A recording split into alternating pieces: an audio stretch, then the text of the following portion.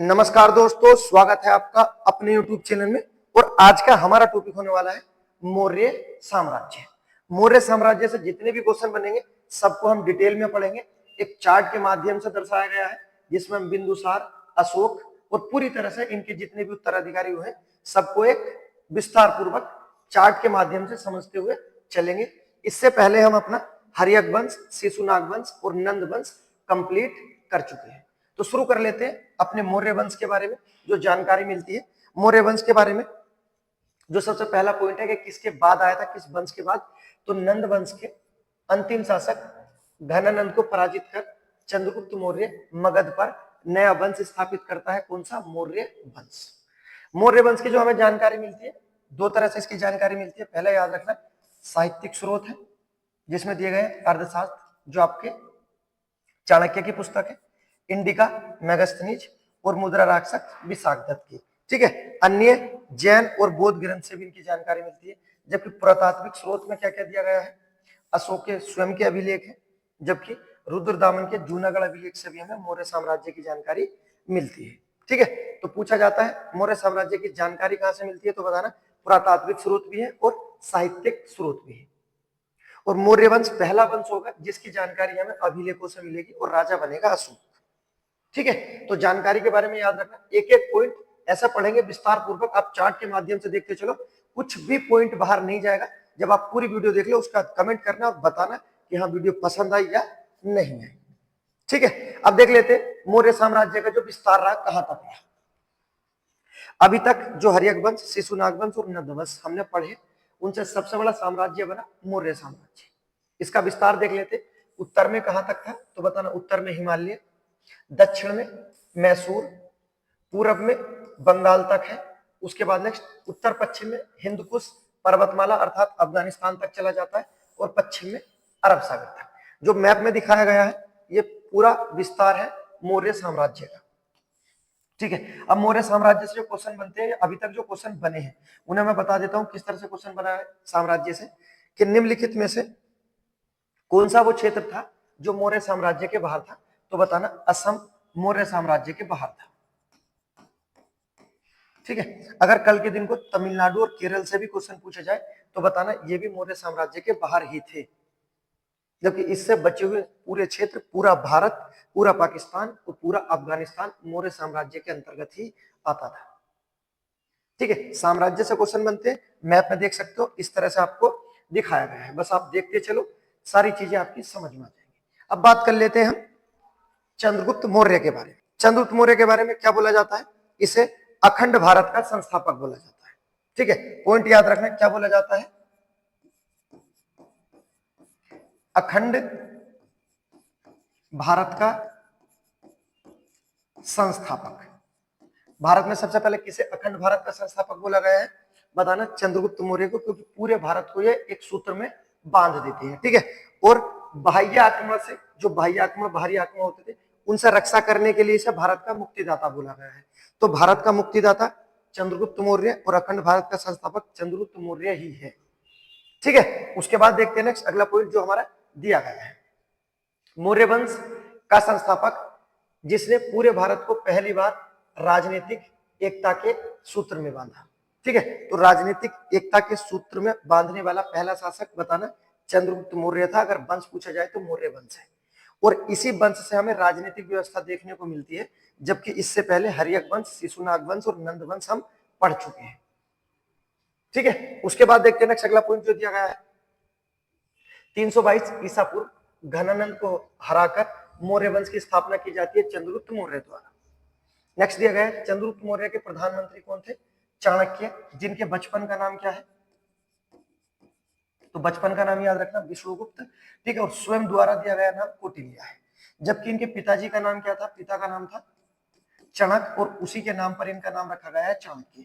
तो चणक इनके पिता का नाम था जिससे नाम मिला चाणक्य, बचपन का नाम था विष्णुगुप्त और स्वयं द्वारा क्या नाम दिया गया, कौटिल्य। तो चाणक्य, विष्णुगुप्त, कौटिल्य एक ही व्यक्ति का नाम है जो चंद्रगुप्त मौर्य के प्रधानमंत्री थे। क्या बोला जाता है इन्हें, भारत का मैकियावेली इन्हें बोला जाता है। ठीक है। तो याद रखना चाणक्य के अन्य नाम, क्या बचपन का नाम और क्या स्वयं द्वारा दिया गया है। चाणक्य की महत्वपूर्ण पुस्तक आती है कौन सी, अर्थशास्त्र। इससे किस चीज की जानकारी मिलती है हमें, तो नाम इसका अर्थशास्त्र है, लेकिन जानकारी जो मिलती है राजनीतिक विज्ञान की जानकारी मिलती है। युद्ध विद्या की जानकारी भी हमें अर्थशास्त्र से ही मिलती है, और अपने पड़ोसी देशों के साथ कैसे संबंध रखने इसकी जानकारी भी हमें अर्थशास्त्र से ही मिलती है। उसके बाद नेक्स्ट जो आपको याद रखना है, पूछा जाए अर्थशास्त्र कितने भागों में है, तो बताना ये 15 भागों में है। पूछा जाए इसकी भाषा क्या है, तो बताना इसकी भाषा संस्कृत है। ठीक है, अर्थशास्त्र के बारे में ये जो जानकारी है आपको याद रखना। मौर्य वंश का जो राजकीय चिन्ह था वो मोर था, जबकि इनकी पत्नी का नाम दुर्धरा है। सही है, इतनी जानकारी याद रखना है चंद्रगुप्त मौर्य के बारे में। नेक्स्ट जो जानकारी मिलती है उसे देखते हैं।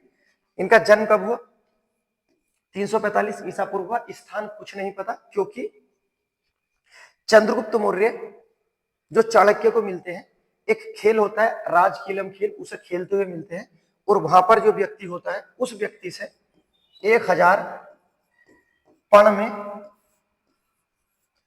चाणक्य चंद्रगुप्त मौर्य को खरीद लेते हैं।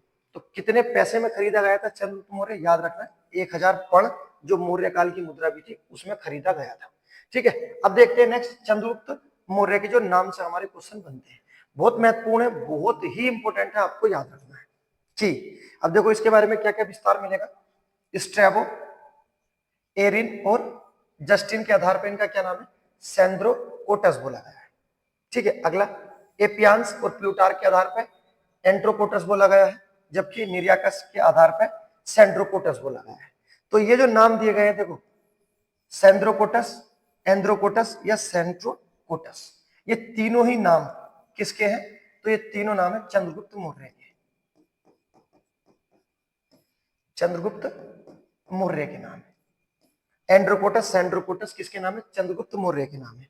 और आपको जो याद रखना है कि एक व्यक्ति आते हैं जिनका नाम है sir William Jones. Sir William Jones, ये सर विलियम जोन्स है, ये वही सर विलियम जोन्स है जिनका आपने नाम सुना होगा, एशियाटिक सोसाइटी से संबंधित है। तो सर विलियम जोन्स पहली बार ये बताते हैं भारत में आने के बाद कि भारत वाले जिस व्यक्ति को चंद्रगुप्त मौर्य बोलते हैं उसे यूरोप महाद्वीप में क्या बोला जाता है, सेंड्रोकोटस, एंड्रोकोटस नाम से जाना जाता है। तो आपको याद रखना सेंड्रोकोटस, एंड्रोकोटस ही चंद्रगुप्त मौर्य है, ये बताने वाले पहले व्यक्ति कौन थे, सर विलियम जोन्स थे। जब ये भारत आते हैं और ये बताते हैं अंग्रेजों से कि जो हम यूरोप महाद्वीप में एंड्रोकोटस और सेंड्रोकोटस के किस्से पढ़ते हैं कि एक पूर्व देश में एक इतना शक्तिशाली राजा है जिसने यूरोप तक अपना विस्तार किया था, वो चंद्रगुप्त मौर्य है। तो ये आपके सर विलियम जोन्स बताते हैं कि ये चंद्रगुप्त मौर्य यही है जिसे हम अपने यूरोप में एंड्रोकोटस, सेंड्रोकोटस कहते हैं। ठीक है, तो जिन जिन व्यक्तियों द्वारा बोला गया है इन व्यक्तियों के नाम याद रखना, क्वेश्चन आते हैं हमारे एग्जाम में। नेक्स्ट, इनकी माता का नाम मोरा था। ठीक है, और उसके बाद बताया जाता है इनकी माता का नाम मोरा था, इसी कारण इनका नाम मौर्य रखा गया। ये कुछ इसका प्रत्यक्ष प्रमाण नहीं है, लेकिन आपको याद रखना है। उसके बाद नेक्स्ट अगला पॉइंट हमारे एग्जाम में क्वेश्चन आता है, विशाख दत्त की एक पुस्तक है मुद्रा राक्षस। ठीक है, इसमें चंद्रगुप्त मौर्य को क्या बोला गया है, वृषण बोला गया, अर्थात निम्न कुल का बोला गया है, क्योंकि इसके कुल का पता नहीं था, क्योंकि चाणक्य इन्हें 1000 पण में खरीदते हैं। तो इस कारण चंद्रगुप्त मौर्य के वंश का प्रत्यक्ष रूप से पता नहीं चलता, क्योंकि ये खरीदा गया हुआ व्यक्ति था। पिछला इतिहास नहीं पता था, न जन्म स्थान का पता। ठीक है, बाद में उसके बाद विशाख दत्त अपनी पुस्तक में बताते हैं कि ये जो चंद्रगुप्त मौर्य है निम्न कुल का था। अब निम्न कुल का हो या उच्च कुल का हो, इससे कोई फर्क नहीं पड़ता, बस आप हाँ निम्न कुल का माना गया विशाख दत्त में, विशाख दत्त की पुस्तक मुद्रा राक्षस में, ये आपको याद रखना है। लेकिन हाँ इतना कह सकते हैं, व्यक्ति जिस जैसा भी था, निम्न कुल का था या उच्च कुल का था, व्यक्ति योग्य था, इसी कारण से अखंड भारत का संस्थापक और भारत का मुक्तिदाता बोला गया है। ठीक है, उसके बाद देखते हैं नेक्स्ट, अब देख लेते हैं चंद्रगुप्त मौर्य के कार्य। आप बस एक बार सुनते चले जाओ, पूरी वीडियो आपकी क्लियर होती चली जाएगी। जितने भी क्वेश्चन बनते हैं सबको बताया जाएगा, एक एक पॉइंट को उठाया गया है सबको। अब देखो यहां पर कार्य और युद्ध के बारे में, 305 ईसा पूर्व सेल्यूकस निकेटर को हरा देते हैं। और सेल्यूकस निकेटर कौन है, तो बताना ये सिकंदर का सेनापति होता है। सिकंदर का स्थलीय सेनापति होता है। जब सिकंदर मर जाता है तो सेल्यूकस निकेटर को लगता है कि सिकंदर तो मर गया, मैं आक्रमण करता हूं भारत पर और भारत पर अधिकार कर लेता हूं। लेकिन स्थिति बदल चुकी थी, जो आपका नंद वंश का अंतिम शासक था घनानंद, वो गद्दी से उतर चुका था और गद्दी पर आ चुका था चंद्रगुप्त मौर्य। तो वो युद्ध होता है 305 ईसा पूर्व सिकंदर के सेनापति सेल्यूकस निकेटर और उस समय के भारत के शासक चंद्रगुप्त मौर्य के मध्य। और चंद्रगुप्त मौर्य वन साइड इस युद्ध को जीत जाता है, मतलब एक तरफा लड़ाई होती है, एक तरफा, बराबर की टक्कर भी नहीं होती है। जबकि जो सिकंदर के युद्ध होते थे उसमें कुछ युद्ध होते थे, भीषण युद्ध होते थे, लेकिन ये जो युद्ध हुआ था आपका 305 ईसा पूर्व सेल्यूकस निकेटर चंद्रगुप्त मौर्य का एक तरफा, वन साइडेड, बिल्कुल एक तरफा जीत हो जाती है चंद्रगुप्त मौर्य की। और सेल्यूकस निकेटर क्या होता है, चौंक जाता है कि भारत में ऐसे भी राजा है, क्योंकि घनानंद इतना कोई योग्य नहीं था, बिल्कुल अयोग्य व्यक्ति था। ठीक है, उसके बाद देखो होता क्या है, सेल्यूकस निकेटर 4 प्रांत दे देता है और ये 4 प्रांत दिए गए दहेज में, क्योंकि सेल्यूकस निकेटर की पुत्री का विवाह होता है चंद्रगुप्त मौर्य से। ठीक है, अब देख लेते हैं। सेल्यूकस निकेटर ने 4 प्रांत काबुल, कांधार, मकरान और हेरात चंद्रगुप्त मौर्य को दहेज के रूप में दे दिए। और सेल्यूकस निकेटर ने अपनी पुत्री हेलेना की शादी चंद्रगुप्त मौर्य से कर दी। उसके बाद नेक्स्ट चंद्रगुप्त मौर्य ने उपहार के तौर पर सेल्यूकस निकेटर को, यहाँ 400 लिखा है, 500 कर लेना, 500 हाथी उपहार के रूप में दिए थे। ठीक है, उसके बाद नेक्स्ट आगे देखो, सेल्यूकस निकेटर ने 400 नहीं, 304 ईसा पूर्व चंद्रगुप्त मौर्य के दरबार में किसे भेजा था, मेगास्थनीज को भेजा था। मेगास्थनीज जिसकी पुस्तक क्या है, इंडिका, और इंडिका कितने भागों में है तो आपको याद रखना ये 7 भागों में पुस्तक है। ठीक है, भाग जिसके बोले जाते हैं आप सुनते चले जाओ, एग्जाम में क्वेश्चन बनते हैं। ठीक है, इस तरह से कि इंडिका को कितने भागों में बांटा गया, बताना 7। किसकी है इंडिका, मेगास्थनीज की। किसके द्वारा भेजा गया था मेगास्थनीज, तो बताना सेल्यूकस निकेटर के द्वारा। किसके दरबार में, चंद्रगुप्त मौर्य के दरबार में। ठीक है, असल में मेन बात क्या है आपको याद रखना है कि ये जो मेगास्थनीज है ये भारतीय इतिहास का पहला राजदूत माना गया है। भारतीय इतिहास का पहला राजदूत जो किसी के दरबार में आया है तो बताना मेगास्थनीज था। और किसके दरबार में आया था, चंद्रगुप्त मौर्य के दरबार में, लेकिन भेजा किसके द्वारा गया था, सेल्यूकस निकेटर के। अब भेजने का कारण क्या है मैं बता देता हूं, देखो समझो। जब चंद्रगुप्त मौर्य का विवाह हेलेना के साथ हो जाता है, ठीक है, तो पहले तो ये याद रखना कि पहला किसी भारतीय राजा का अंतरराष्ट्रीय विवाह है, इससे पहले किसी का विवाह अंतरराष्ट्रीय नहीं हुआ था। सही है, तो हेलेना के साथ विवाह होता है। उसके बाद सेल्यूकस निकेटर अपनी पुत्री की व्यवस्था देखने के लिए मेगास्थनीज को भेजता है। ठीक है, कि आप जाओ और हेलेना किस कंडीशन में जो भी यह स्थिति है उसमें सुधार करो और उसकी रक्षा करो। तो इसलिए ये आता है चंद्रगुप्त मौर्य के दरबार में। ठीक है, तो आप समझ गए होंगे। लेकिन इसे बोला क्या जाता है, भारत का पहला राजदूत बोला जाता है मेगास्थनीज को। उसके बाद मेगास्थनीज, इसका एक कथन आता है, हमारे एग्जाम में पूछा जाता है कि ये बोलता है कि भारतीय पढ़ना और लिखना नहीं जानते हैं। ठीक है, किसका कथन है, भारतीय पढ़ना और लिखना नहीं जानते, तो बताना मेगास्थनीज का कथन। उसके बाद देखते हैं नेक्स्ट अगला पॉइंट, उसके अन्य कार्यों में देखो एक अभिलेख आता है जूनागढ़ अभिलेख। यह संस्कृत भाषा में अभिलेख है, याद रखना संस्कृत भाषा का अभिलेख कौन सा है, जूनागढ़ अभिलेख है। किसका अभिलेख है ये भी याद रखना है, रुद्रदामन का। तो अब हम यहाँ क्यों पढ़ रहे हैं वो आपको बताना है, आपको याद रखना है कि देखो इस अभिलेख से जानकारी मिलती है किस चीज की, कि चंद्रगुप्त मौर्य गुजरात के सौराष्ट्र में एक झील बनाते हैं जिसका नाम है सुदर्शन झील। वो किससे बनवाते हैं, तो यहाँ पर जो नाम दिया गया है पुष्यगुप्त या पुष्यमित्र नाम मिल जाता है। तो आपको याद रखना है सुदर्शन झील किसके द्वारा बनाई गई थी, तो ये झील बनाई गई थी चंद्रगुप्त मौर्य द्वारा। तो पहला शासक आया चंद्रगुप्त मौर्य। उसके बाद सुदर्शन झील के बारे में देखो, अशोक इसका क्या करता है, पुनः निर्माण करता है और यहाँ पर इसी झील से क्या निकलवा देता है, नहरें निकलवा देता है सिंचाई के लिए। तो बनाने वाला राजा बताना चंद्रगुप्त मौर्य, जबकि नहरें निकालने वाला राजा कौन है, तो अशोक। 2 राजा आ गए। उसके बाद देखो नेक्स्ट रुद्रदामन जो दिया गया है जिसका अभिलेख है जूनागढ़। ये क्या करता है, इसका जीर्णोद्धार करा देता है और एक बांध टूटा था उसका निर्माण करा देता है। सही है, 3 शासक आ गए। उसके बाद स्कंदगुप्त फिर से उसका पुनः निर्माण करा देता है। तो मेन क्वेश्चन ये है, क्वेश्चन पूछा जाता है कि सुदर्शन झील किसके द्वारा बनाई गई, तो बताना चंद्रगुप्त मौर्य द्वारा। उसके बाद नहर किसके द्वारा बनाई गई, तो अशोक द्वारा। जीर्णोद्धार किसके द्वारा कराया गया, तो बताना रुद्रदामन। और उसके बाद गुप्त शासक स्कंदगुप्त द्वारा। तो सुदर्शन झील जो सौराष्ट्र में है गुजरात के, कितने शासक इससे संबंधित है? तो इससे संबंधित 4 शासक हैं। कितने शासक हैं? 4। ठीक इसी तरह से आप एक और चीज पढ़ते हो, जब आप पढ़ते हो कुतुब मीनार, कि कुतुब मीनार के निर्माण में कितने राजाओं का योगदान रहा, तो आप पढ़ते हो सर कुतुब मीनार का निर्माण किसके द्वारा किया गया था? तो कुतुबुद्दीन ऐबक द्वारा किया गया था। जबकि इसे पूरा कौन कराता है? तो पूरा कराने वाला शासक आता है इल्तुतमिश, ये इसे पूरा कराता है। जबकि कुतुब मीनार पर बिजली गिर जाती है फिरोज शाह तुगलक के शासनकाल में, ठीक है, एफएसटी के शासनकाल में, और एफएसटी 4 बिल्डिंग से एक और बिल्डिंग बना देता है 5वीं। उसके बाद नेक्स्ट आता है सिकंदर लोदी, ये भी इसका, ठीक है, जीर्णोद्धार कराता है। उसके बाद नेक्स्ट आता है गवर्नर जनरल करजन।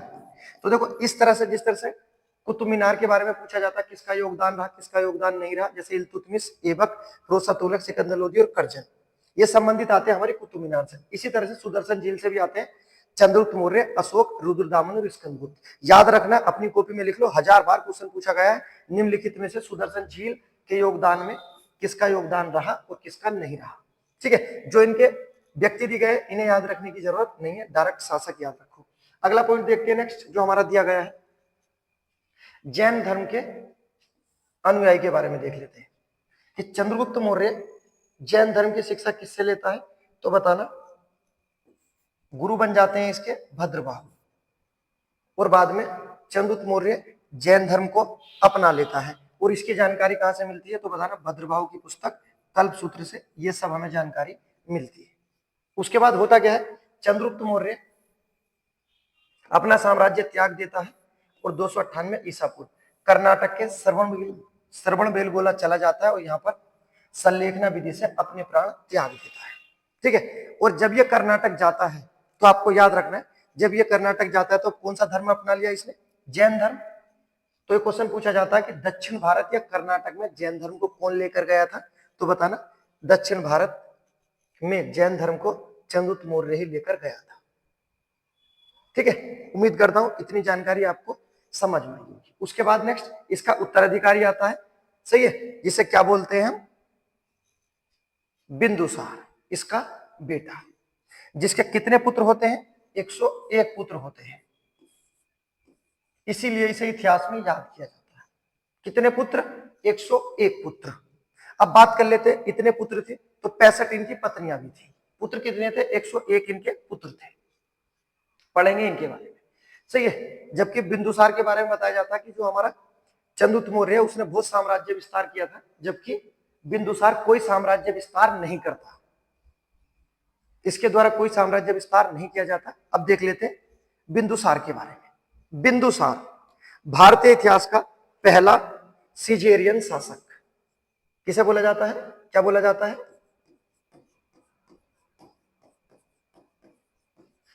पहला सिजेरियन शासक, भारतीय इतिहास का पहला सिजेरियन शासक किसे बोला जाता है? बिंदुसार। ठीक है, अर्थात ऑपरेशन होता है इसका, और इसका ऑपरेशन कौन करता है? इसकी माता का, चाणक्य द्वारा किया जाता है। और जब चाणक्य द्वारा ऑपरेशन किया जाता है इसकी माता का, तो इसका तो जन्म हो जाता है, ये बच जाता है, लेकिन इसकी माता मर जाती है। ठीक है, तो याद रखना, भारतीय इतिहास का पहला सिजेरियन शासक जो ऑपरेशन के माध्यम से हुआ था पूर्व है। ठीक है, कितने पुत्र थे? 101। अब जानकारी जो इसके बारे में दी गई है पढ़ लेते हैं। पहले क्या दिया गया है? 298 ईसा पूर्व चंद्रगुप्त मौर्य का पुत्र गद्दी पे बैठा बिंदुसार। ठीक है, अब देख लेते हैं इसके जो नाम दिए गए हैं। इसके नाम दिए गए हैं, पहला नाम क्या दिया गया है इसका? अमित घात, ठीक है, अर्थात शत्रुओं का नाश करने वाला। अन्य नाम दिया गया है इसका भद्रसार। ये भद्रसार इसका कहाँ नाम मिलता है? तो बताना, वायु पुराण में इसका नाम मिलता है भद्रसार। अन्य नामों में इसका नाम है सिंहसेन, और सिंहसेन इसका नाम कहाँ मिलता है? तो बताना, जैन ग्रंथों में इसका नाम सिंहसेन मिलता है। ठीक है, माता का नाम दुर्धरा था, अर्थात ये दुर्धरा का पुत्र था। अन्य नाम इसका एक और नाम आता है, नाम याद रखना,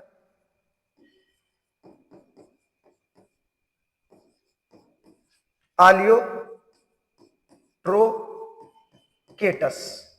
आलियोट्रोकेटस नाम दिया गया है, किसका नाम है? बिंदुसार का। किसने लिया है? तो बताना, स्ट्रैबो के अनुसार है। सही है। आल्यूट्रोकेटर्स किसका नाम है? क्या ना, बिंदुसार का नाम है। किसके अनुसार?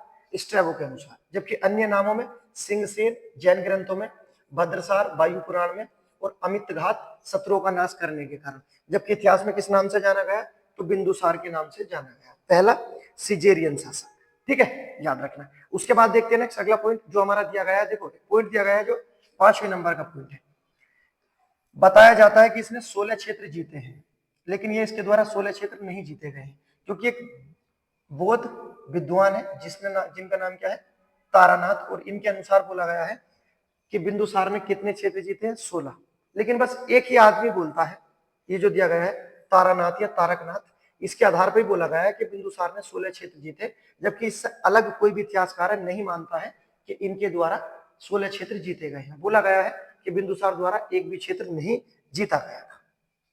ठीक है, याद रखना। उसके बाद पुत्र के बारे में याद रखना, कितने पुत्र थे? 101 पुत्र थे। अब देखते हैं इसके बारे में जो जानकारी दी गई है। ये आजीवक संप्रदाय का अनुयायी था।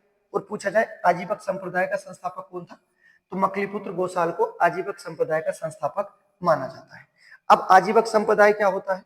तो आजीवक संप्रदाय होता है या तो ये मानो कि सभी धर्मों को मानने वाला या किसी धर्म को ना मानने वाला। जबकि इसके जो पिता थे चंद्रगुप्त मौर्य, वो आपके जैन धर्म के अनुयायी थे। जबकि इसका जो बेटा आएगा अशोक, वो बौद्ध धर्म का अनुयायी बनेगा। जबकि खुद बिंदुसार किसका था? तो बताना आजीवक संप्रदाय का था। ठीक है, अब देखो इसके बारे में और चीजें क्या दी गई। सीरिया नरेश नाम याद रखना, क्वेश्चन पूछा जाता है। अंत्योकस या अंत्योक ने डायमेकस को बिंदुसार के दरबार में भेजा था। ठीक है, तो याद रखना कौन आया है इसके दरबार में, तो बताना डायमेकस। किसने भेजा? अंत्योक ने। उसके बाद बिंदुसार डायमेकस से कहता है कि आप हमें अपने यहाँ के दार्शनिक जो फिलोसफर होते हैं वो दे दो। उसके बाद मदिरा, हमने सुना तुम्हारे यहाँ की मदिरा बढ़िया होती है, कच्ची नहीं होती तुम्हारे यहाँ। सही है। उसके बाद अंजीर अर्थात चखने वाली व्यवस्था भेजने की प्रार्थना करता है। उसके बाद जो डायमेकस होता है ये अंत्योक से बताता है, और बाद में पता चलता है कि बिंदुसार के दरबार में दार्शनिक तो नहीं भेजे जाते, लेकिन मदिरा और अपना चखने की व्यवस्था अंजीर भेज दिए जाते हैं। ठीक है, तो आपको याद रखना इसके दरबार में कौन आया, तो बताना डायमेकस। नेक्स्ट देखते हैं अगला पॉइंट जो दिया गया है। बिंदुसार की सभा में 500 सदस्यों वाली एक मंत्री परिषद होती थी, जिसे क्या बोला गया है? इसे बोला गया है खल्लाटक। ठीक है, तो पूछा जाए खल्लाटक क्या है, तो बताना मंत्री परिषद थी आपकी किसकी? बिंदुसार की। उसके बाद देखते हैं सबसे महत्वपूर्ण पॉइंट जहां से इतिहास बदलता है। देखो क्या दिया गया है। बिंदुसार के शासनकाल में तक्षशिला जो कहां पर है, याद रखना सिंधु और झेलम नदी के संगम पर है तक्षशिला।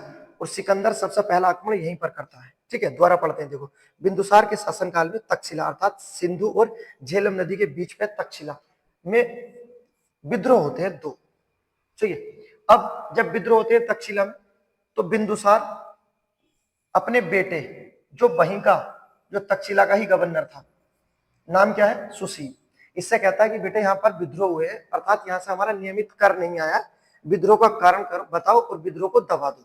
तो ये जो बेटा होता है इसका सुशील, ये विद्रोह को नहीं दबा पाता है, अर्थात दमन करने में तक्षशिला का जो विद्रोह होता है उसे सफल नहीं हो पाता।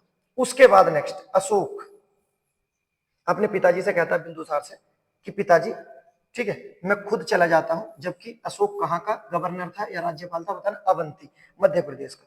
तो अशोक कहता पिताजी मैं जा सकता हूं।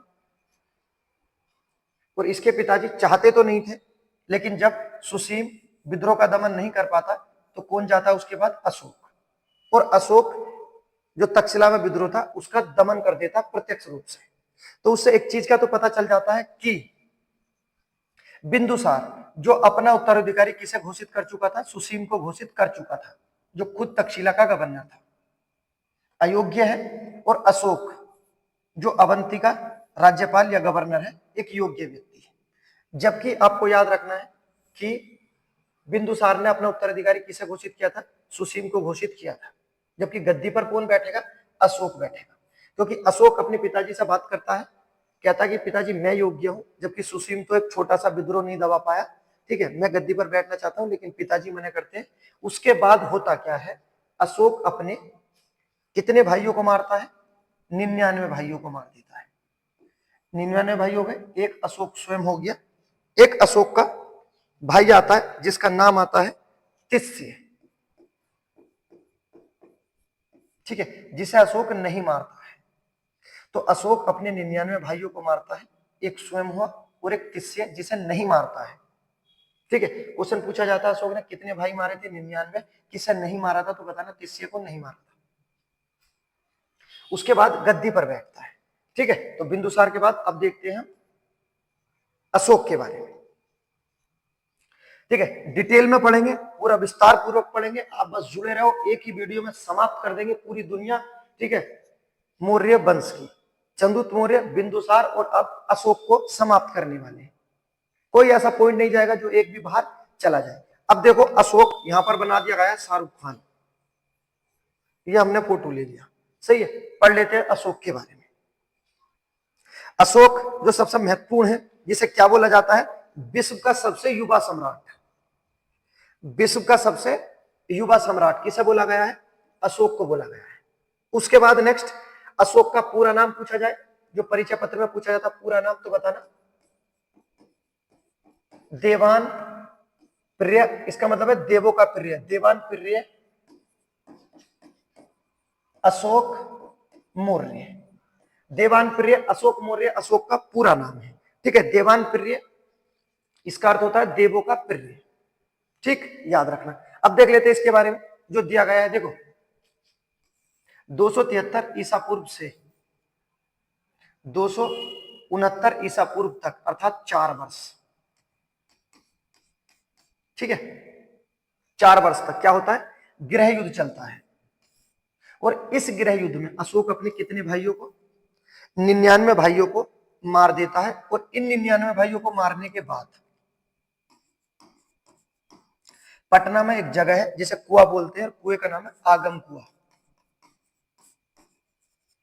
अपने 99 भाइयों को आगम कुएं में, ठीक है, मारकर डाल देता है, जो आज भी है आगम कुआं, जिसे नरक का द्वार भी बोला जाता है। कहां पर है? बताना पटना में। किस लिए प्रसिद्ध है? कि अशोक अपने 99 भाइयों को मारकर यहीं पर डाल देता है। एक भाई जिसे नहीं मारता, उसका भी हमने जिक्र किया था, क्या नाम है?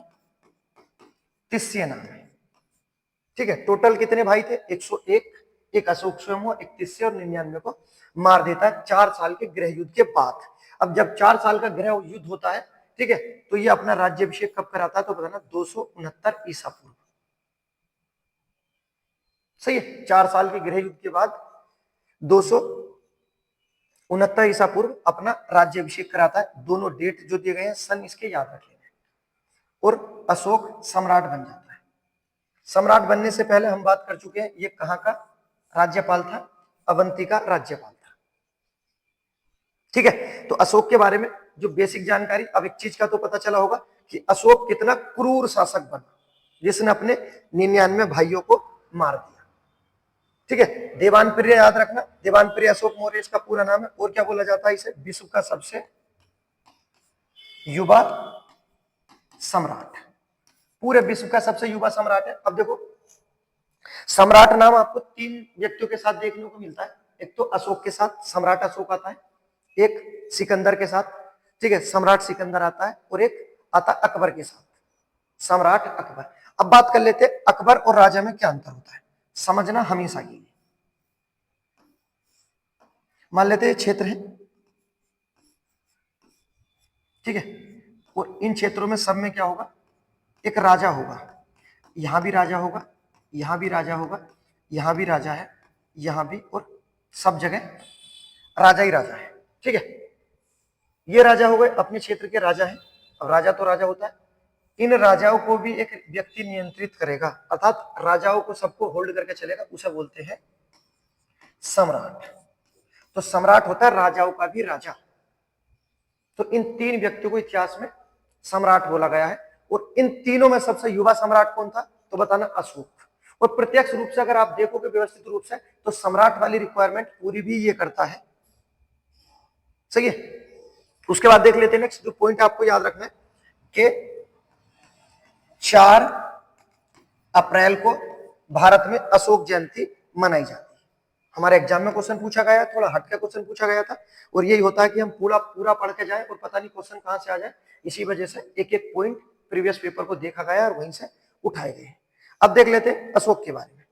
पिताजी का नाम सभी को पता है, बिंदुसार। जन्म हुआ 304 ईसा पूर्व और माता का नाम शुभद्रांगी था। ठीक है, नेक्स्ट देखते हैं। परिचय पत्र के बाद सबसे महत्वपूर्ण पॉइंट है, जहां से सबसे ज्यादा क्वेश्चन बनते हैं अशोक से, जो दिया गया है अशोक के नाम। अब देखो अशोक का नाम, अशोक कहां कहां से मिलता है, तो पहला बताना मास्की अभिलेख है, उसके बाद गुजरा अभिलेख है, उसके बाद नेतुर अभिलेख है, उसके बाद उडेगोलम अभिलेख है। ये तीनों या चारों जो अभिलेख दिए गए हैं, देखो इसमें मास्की कर्नाटक में, नेतुर कर्नाटक में और उडनगोला कर्नाटक में। ये तीनों तो कर्नाटक में, जबकि गुजरा कहां पर है, मध्य प्रदेश में। क्वेश्चन पूछा जाता है किस अभिलेख में अशोक का नाम अशोक मिलता है, तो नाम याद रखना मास्की, गुजरा, नेतुर और उडनगोला। और ये कौन सा कहां पर, ये भी इंपोर्टेंट है। उससे अगला पॉइंट देखो क्या लिखा गया है, कनगनहल्ली शिलालेख, जो कहां पर है, कर्नाटक। इसमें क्या बोला गया है, अशोक को राजा बोला गया है और अशोक ने स्वयं को क्या बोला है, सम्राट अशोक बोला है। ठीक है, तो अशोक ने स्वयं को सम्राट अशोक कहां बोला, तो बताना कनगनहल्ली शिलालेख में, जबकि नाम अशोक है उधर मिलता है। पुराणों में क्या बोला गया है, अशोक को पुराणों में क्या बोला गया है, अशोक वर्धन बोला गया है। जबकि भाब्रू अभिलेख जो कहां पर है आपका, जयपुर में है, राजस्थान में है, यहां से क्या मिलता है, देवान प्रिय नाम मिलता है। देवान प्रिय या देवान प्रियदर्शी, देवों का प्रिय है। और ये बोला जाता है कि अशोक जब धर्म की नीति अपना लेता है, अर्थात बौद्ध धर्म अपना लेता है, उस समय भी अपना नाम नहीं छोड़ता, पूरा नाम इसका यही होता है, देवान प्रिय अशोक मौर्य। ठीक है, तो ये बोला जाता है कि ये आस्था रखता था अपना, ठीक है, इसी कारण ये अपनी उपाधि नहीं त्यागता है, जो देवान प्रिय की उपाधि है। तो जो दिया गया है भाब्रू अभिलेख, देवान प्रिय नाम है। उस नेक्स्ट दिया गया है अशोक ने स्वयं को क्या बोला है, इसमें मगध का राजा बोला है, किस अभिलेख में, भाब्रू में। जबकि पुराणों में अशोक वर्धन। कनगनहल्ली में क्या दिया गया है, सम्राट नाम दिया गया है। नेक्स्ट जूनागढ़ में नाम दिया गया है अशोक मौर्य, यहां मिला है अशोक मौर्य नाम। ठीक है, कहां से क्या क्या नाम मिले हैं, बहुत इंपॉर्टेंट है, आपको याद रखना है।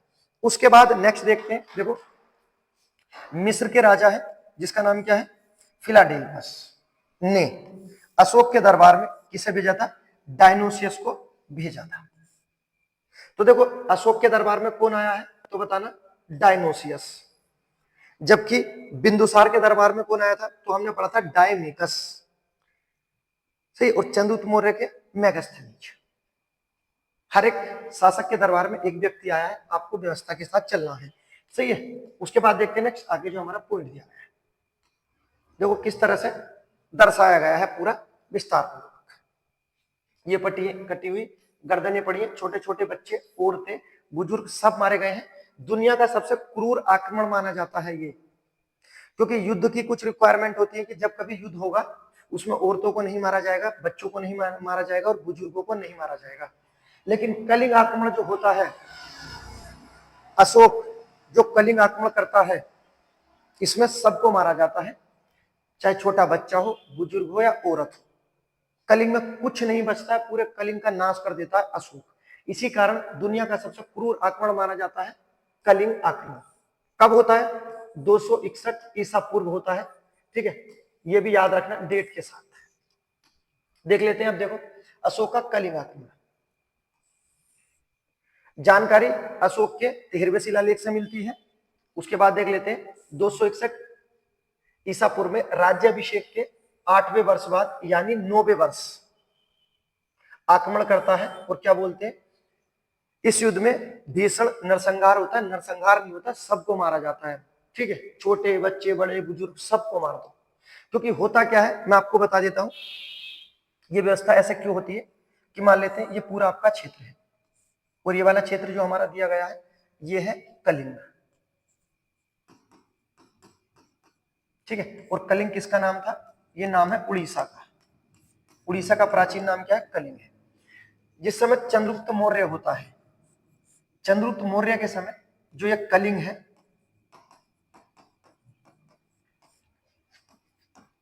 चंद्रगुप्त मौर्य के समय कलिंग क्या होता है, मगध साम्राज्य में होता है। कौन से साम्राज्य, मगध साम्राज्य में होता है। लेकिन होता क्या है, जिस समय बिंदुसार शासक बनता है, तो बिंदुसार के समय कलिंग अपने आप को स्वतंत्र घोषित कर देता है कि अब हम मगध साम्राज्य में नहीं है, हम अपने आप को स्वतंत्र घोषित करते हैं। किसके समय? बिंदुसार के समय। लेकिन बिंदुसार के बाद जब खुद अशोक गद्दी पर बैठता है तो वो अपने मंत्रियों से कहता है कि हमारा साम्राज्य कितना था, मतलब पिता के समय जो पिता थे, दादा के समय कितना था, तो बताया कि सर एक क्षेत्र था जो आजाद हो गया, उसका नाम है कलिंग। तो अशोक कहता है कलिंग में एक फरमान भिजवाता है, तो कहता है कि कलिंग हमारी अधीनता स्वीकार कर ले, अर्थात हमें नियमित कर दे। लेकिन कलिंग का जो राजा होता है जिसका नाम है नंदराज, नाम याद रखना, नंद राज, ये अधीनता स्वीकार करने से इंकार कर देता है और कर देने से भी इंकार कर देता है। और ये फरमान अशोक 2 बार भिजवाता है, ठीक है, कि आप जाओ और कलिंग वालों से बोल दो कि नियमित कर दें, वरना वहां पर भीषण नरसंहार हो सकता है और युद्ध होने के लिए तैयार है। और कलिंग का जो राजा होता है जिसका नाम नंदराज है, वो कहता है हमें कोई डर नहीं है युद्ध से। और 2 बार फरमान भिजवाने के बाद जब अशोक को लगता है तो अशोक को बहुत ज्यादा गुस्सा आता है, और इस कारण कि 2 बार फरमान भिजवा दिया गया है, वो नहीं माने तो चलो अपनी पूरी सेना के साथ आता है मगध से कलिंग, और पूरे कलिंग को तहस नहस कर देता है। यह कारण होता है जो कलिंग को इतना क्रूर आक्रमण करता है, ठीक है, क्योंकि कलिंग पहले भी इसके दादा के समय चंद्रगुप्त मौर्य के समय मौर्य साम्राज्य में ही था, जबकि पिता के समय आजाद हो जाता है। सही है, उम्मीद करता हूं आपकी समझ में आ गया होगा। अब देख लेते हैं कलिंग वर्तमान में नाम क्या है? उड़ीसा। राजधानी क्या थी? तो याद रखना तोसली राजधानी है, लेकिन राजा यहां जो दिया गया है पदम नाभ, ये नहीं था। राजा का नाम क्या है? नंदराज, जो हमारे एग्जाम में माना गया है। जबकि कुछ किताबों में पद्मनाभ भी नाम दिया गया है, लेकिन फिर भी अगर आपको आए ना हमारे एग्जाम में तो आप नंदराज लगाना, क्योंकि इस तरह से प्रीवियस पेपर लगाए हैं कि कई बार क्वेश्चन पूछा गया है। आप चेक कर सकते हो, गूगल महादेव आपके पास होंगे, ठीक है। अगर पूछा जाए कौन सी नदी के किनारे था, तो दया नदी के किनारे। देखो नाम है दया, लेकिन अशोक ने आक्रमण करते समय दया नहीं सोची, ठीक है। और अशोक के बारे में एक चीज जो क्लियर थी कि अशोक कितना क्रूर हो सकता है, इसके बारे में प्रमाण देने की जरूरत नहीं है, क्योंकि वो अपने 99 भाइयों को मार चुका है और एक जगह ही डाल चुका है। तो क्रूरता का तो पता था कि कितना क्रूर हो सकता है, ठीक है। लेकिन होता क्या है अब समझो। कलिंग आक्रमण हुआ, पूरी दुनिया कलिंग की तहस नहस कर देता है अशोक। उसके बाद इसका एक भतीजा होता है, ये जो दिया गया है, भतीजे का नाम क्या है? निग्रोध है। जब निग्रोध को पता चलता है कि मेरे चाचा ने कलिंग पर आक्रमण किया है और कलिंग में जितने भी बच्चे थे, बूढ़े थे, औरतें थी, सबको मार दिया, ठीक है, तो ये बौद्ध धर्म से प्रभावित था। तो ये अपना जो बौद्ध धर्म वाले वस्त्र होते हैं, लाल वस्त्र पहनकर, ठीक है, चला जाता है कलिंग में। जो व्यक्ति थोड़े बहुत जीवित थे उनकी रक्षा के लिए। और बौद्ध धर्म वालों को भी पता चल जाता है कि ऐसा एक नरसंहार हुआ है कलिंग पर, और बौद्ध धर्म के सभी व्यक्ति जो सेवा करने वाले थे कलिंग में चले जाते हैं। उसके बाद अशोक को पता चलता है कि जहां मैं आक्रमण करके आया हूं वहां पर बौद्ध धर्म के व्यक्ति चले गए।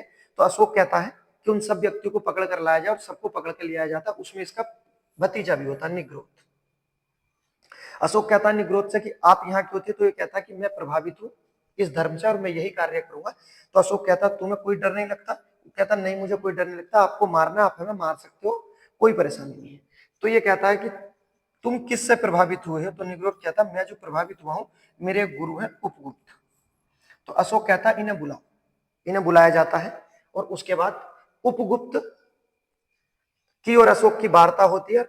लास्ट में निष्कर्ष ये निकलता है कि अशोक इनकी बातों से प्रभावित हो जाता है, ठीक है, और अशोक धम्म की नीति अपना लेता है, अर्थात शांति की नीति अपना लेता है, ठीक है। अब देखते हैं जो हमारा पॉइंट दिया गया है, देखो समझो बिल्कुल विस्तार पूर्वक जो दिया गया। कलिंग आक्रमण, उड़ीसा में राजधानी तोसली, राजा पदानंद और नदी यहां पर मार देता है सबको। अब उसके बाद होता क्या? अशोक पहले जो नीति थी कौन सी? बैरी घोष, अर्थात आक्रामक की नीति, क्रूरता की नीति, उसे बोलते हैं बैरी घोष की नीति। कलिंग आक्रमण के बाद कौन सी नीति अपना लेता है? धम्म की नीति, अर्थात शांति की नीति और धर्म की नीति अपना लेता है। किसके बाद? कलिंग आक्रमण के बाद। ऐसा क्यों होता है? युद्ध के बाद अपनाता है क्योंकि इसका प्रणेता कौन होता है? इसका भतीजा निग्रोध, सही है। और निग्रोध के गुरुजी का नाम था उपगुप्त। और जब अशोक उपगुप्त से बात करता है तो इसका भी, ठीक है, दिमाग घूम जाता और कहता कि हाँ किसी को मारकर क्या ही मिला, अपने 99 भाई मार दिए और कलिंग में इतने व्यक्ति मारे, इसका पाप प्रायश्चित तो आपको करना पड़ेगा, सही है। तो अब क्या बन जाता है? अशोक कलिंग आक्रमण के बाद धर्म की नीति अपना लेता है और बौद्ध धर्म का अनुयायी बन जाता है और शिक्षा लेता है बौद्ध धर्म की। किससे? उपगुप्त से। और उपगुप्त कौन बन गए? तो बताना अशोक के गुरु बन गए। तो अशोक किससे बौद्ध धर्म की शिक्षा लेता है बताना उपगुप्त से, और उपगुप्त क्या करता है, इसकी बुद्धि बांध देता है, दिमाग घुमा देता है। लेकिन एक चीज होती है कि अशोक नीति तो छोड़ देता है युद्ध की, लेकिन बना रहता है बोध ही, और राजा ही बना रहता है, राजा की गद्दी नहीं त्यागता। जबकि इसके जो दादाजी थे चंद्रगुप्त मौर्य, वो क्या करते हैं, भद्रबाहु से शिक्षा लेने के बाद वो जैन धर्म के अनुयायी बन जाते हैं और वो अपनी गद्दी त्याग देते हैं, लेकिन अशोक गद्दी नहीं त्यागता है। ठीक है, तो ये चीज थी कलिंग आक्रमण के बारे में। उम्मीद करता हूं आपकी समझ में आया होगा, किस तरह से नीति बदली है, किससे शिक्षा ली गई है, क्या कारण बना। ठीक है, इसका खुद भतीजा रीजन बना, आपको याद रखना है। उसके बाद देखते हैं नेक्स्ट अगला पॉइंट, अशोक के बारे में देख लेते हैं, जो पुरानी चीजें दी गई हैं। प्रारंभ में ब्राह्मण धर्म का अनुयायी था, कोई परेशानी नहीं है। राज तरंगिणी जो पुस्तक है उसमें बोला गया है ये शैव धर्म का अनुयायी था। हाँ, कलिंग आक्रमण से पहले पूछा जाए तो बताना शैव धर्म का अनुयायी था। उसके बाद देखो नेक्स्ट, बौद्ध साहित्य ग्रंथ है, और उसके बाद एहरोला अभिलेख है। इसमें बौद्ध धर्म के बारे में दी गई है कि निग्रोध के उपदेश सुनकर इसने बौद्ध धर्म अपना लिया, और बौद्ध की शिक्षा किससे ली, उपगुप्त से बौद्ध की शिक्षा ली। इसी के बारे में बात कर रहे थे। बौद्ध धर्म से प्रभावित हो जाता है प्रत्यक्ष रूप से। उसके बाद देखो नेक्स्ट, जब बौद्ध धर्म से प्रभावित हो जाता है तो अशोक बौद्ध धर्म के लिए कुछ यात्राएं करता है, जो अपने राज्याभिषेक के 10वें वर्ष यात्रा करता है। जब बौद्ध बन जाता है उसके 10वें वर्ष किसकी यात्रा करता है, बोध गया की यात्रा करता है, जहां पर गौतम बुद्ध को ज्ञान प्राप्त हुआ था। 12वें वर्ष जाता है जहां गौतम बुद्ध का जन्म हुआ था, स्थान क्या है, निगाली सागर। और उसके बाद 20वें वर्ष बिल्कुल एग्जैक्ट जगह जाता है, लुम्बिनी कपिलवस्तु, जहां पर उनका जन्म हुआ था। तो ये जो दोनों स्थान है, बोध गया तो आपको पता है बिहार में है, जबकि ये दोनों पूछे जाए निगाली सागर और लुम्बिनी कहां पर है, ये हमारे नेपाल में है। सी लुम्बिनी, इसका सबसे छोटा स्तंभ लेख भी आता है, अशोक का सबसे छोटा स्तंभ लेख, तो बताना लुम्बिनी। और पूछा जाता है अशोक के साम्राज्य में ऐसा क्षेत्र बताओ जो कर मुक्त था, जहां से कर अशोक नहीं लेता था, तो बताना वो क्या था, लुम्बिनी ही था, क्योंकि यहां गौतम बुद्ध का जन्म था और इस कारण अशोक इस क्षेत्र को कर मुक्त कर देता है।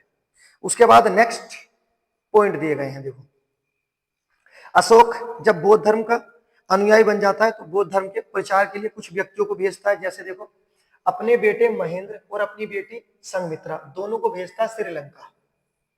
ठीक, उसके बाद मजांतिक को कहां भेजता है, तक्षशिला। और उसके बाद मंजिम को कहां भेजता है, हिमालय भेज देता है। एक व्यक्ति और आता है तुर्मे, इसे कहां भेजता है, इसे मिस्र भेज देता है।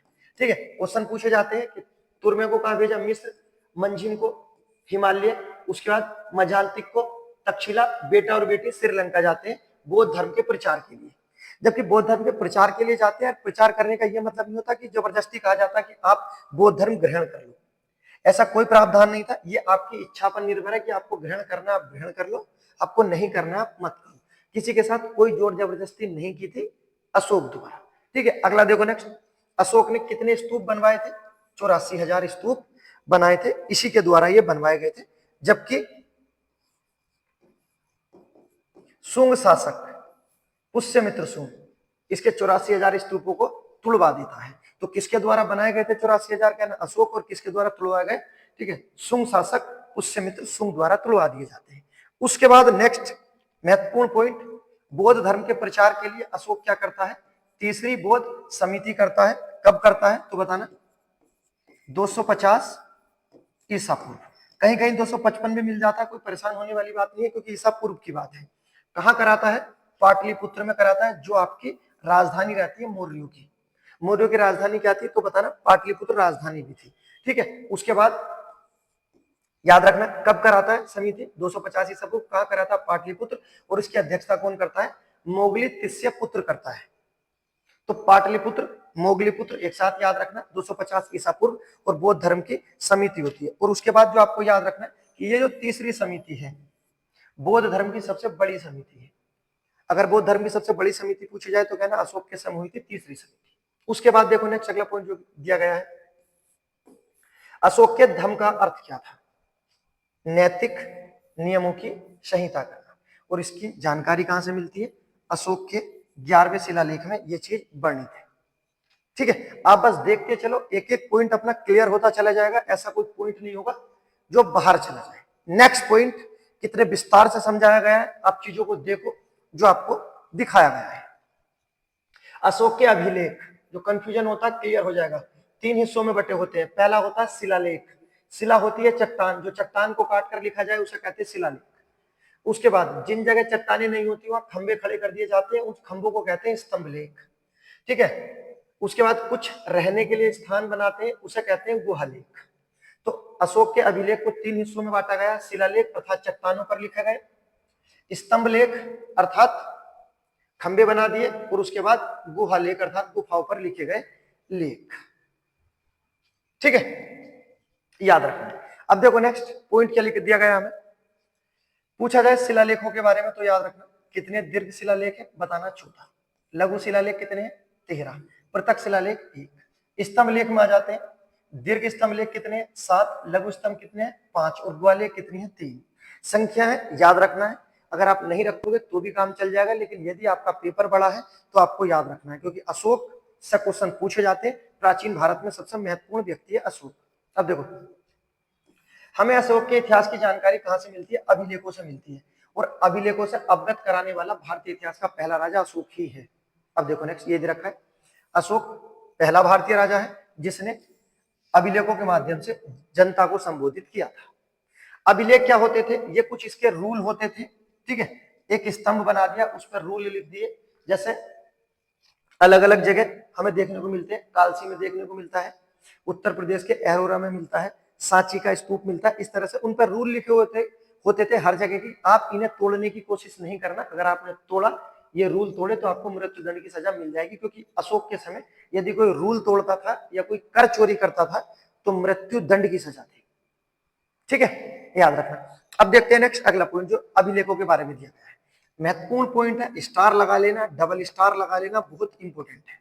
देखो अशोक के अभिलेखों की खोज किसने की है, टिफन पेंथलर व्यक्ति है, टी पेंथलर लिखा हुआ, टिफन पेंथलर है।